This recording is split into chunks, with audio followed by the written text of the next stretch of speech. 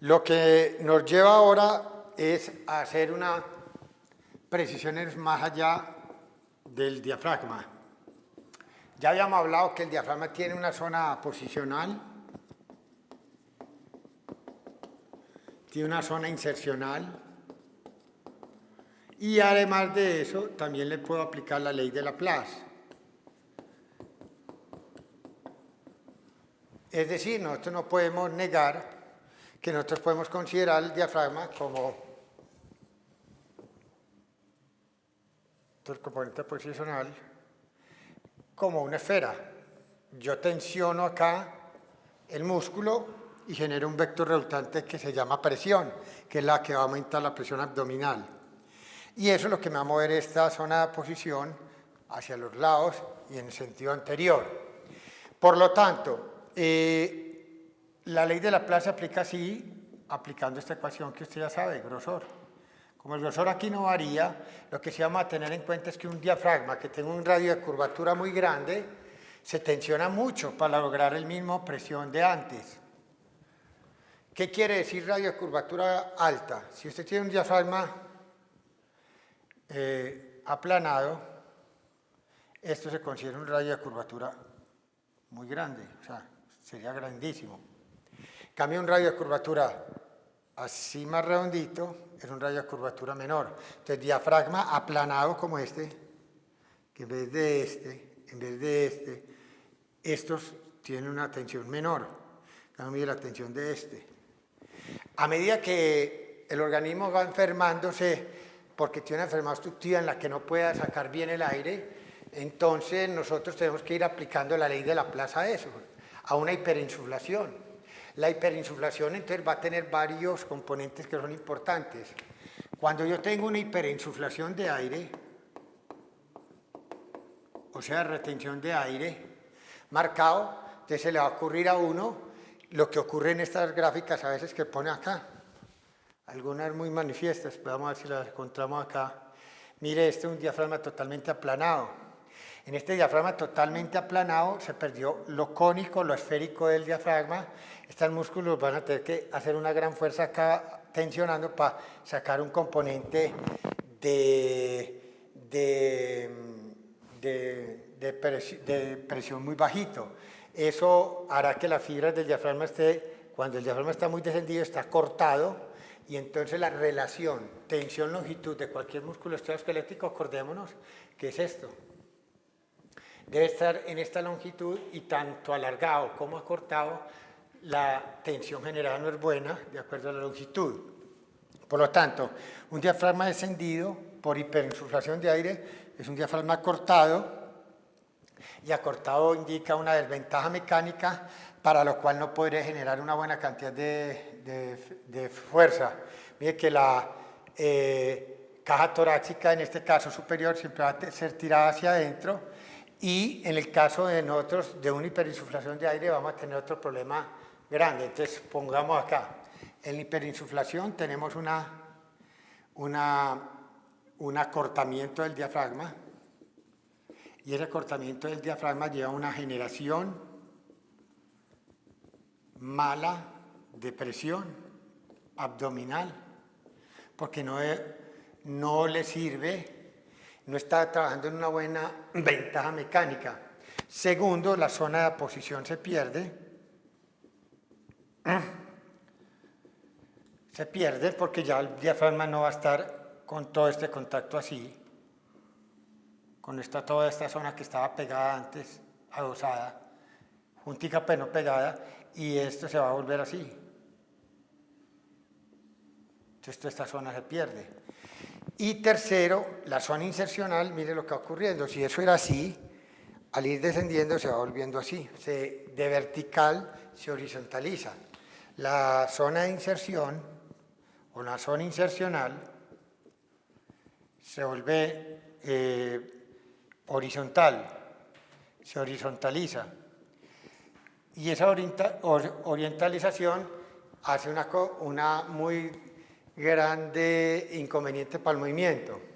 Como se orientan hacia el medio las fibras, quedan orientadas hacia acá, al contraerse el diafragma, el músculo la pared costal va a ser tirada ¿hacia dónde?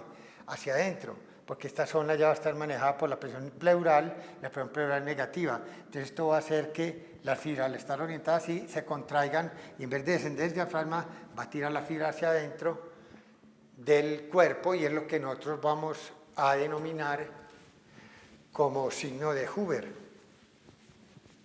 Eso se llama signo de Huber. Miremos acá, signo de Huber. Entonces eso no es conveniente, esto es indicativo de que hay un atrapamiento de aire. Obviamente que la zona de aposición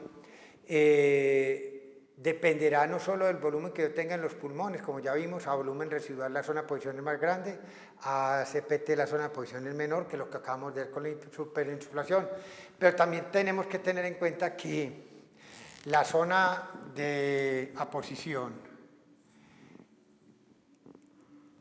cada vez que yo vaya tomando aire, es inevitable que alguna parte de este diafragma se vaya descendiendo y de alguna manera la zona de aposición, a medida que yo respiro normalmente, va disminuyendo.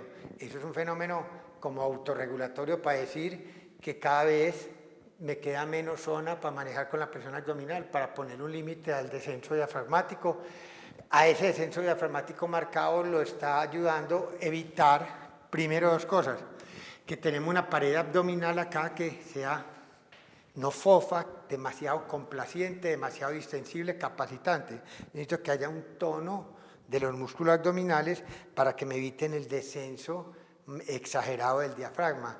Y las vísceras servir como punto de apoyo para que cuando el diafragma descienda pueda generar una presión abdominal adecuada y mover los contenidos de la pared del tórax hacia los lados y en sentido anterior. Cuando uno pierde totalmente la fortaleza de los músculos abdominales, pues entonces el problema es que lo que desciende del diafragma lo protuye en la pared y entonces no genera una buena presión abdominal. Entonces, en buena parte, el que hace que al descender el diafragma pueda generar una buena presión abdominal es que haya una fortaleza de los músculos abdominales en forma tal de que no deje salir todas las vísceras para afuera cada vez que yo inspire. Bueno, entonces es una cuestión que es natural. Ahora, el diafragma, como músculo inspiratorio, logra estar muy eficientemente en la relación longitud-tensión cuando está tirando de CRF hacia volumen residual. O sea que un diafragma normal, cuando está en reposo, cuando está por ejemplo en reposo, incluso pudiera estar un poquito más arriba y estaría en una relación longitud-tensión muy adecuada, que eso le favorecería estar un poquito alargado para poder arrancar de una buena relación longitud-tensión y lograr una eficiente generación de fuerza cada vez que se respire. Entonces, el diafragma para nosotros es nuestro principal músculo de la inspiración, pero para que él funcione adecuadamente, pues no solo tiene que haber una buena inervación, sino que la pared abdominal en parte le colabora, manteniendo un tono adecuado de los músculos abdominales para que no se protruya mucho la pared abdominal. De todas maneras, algo va a protruir, y nosotros ya habíamos hablado de sincronía tóraco-abdominal, el hecho de que los músculos de la parrilla costal superior expandían la pared torácica superior y al mismo tiempo el diafragma iba descendiendo, y como era un diafragma fuerte y sano, esa presión abdominal aumentada la manifestaba con una simultánea protrusión de la pared ventral del abdomen al mismo tiempo que la expansión del tórax, que es lo que nosotros hablábamos de sincronía toraco-abdominal. O sea, están sincronizados el tórax y el abdomen.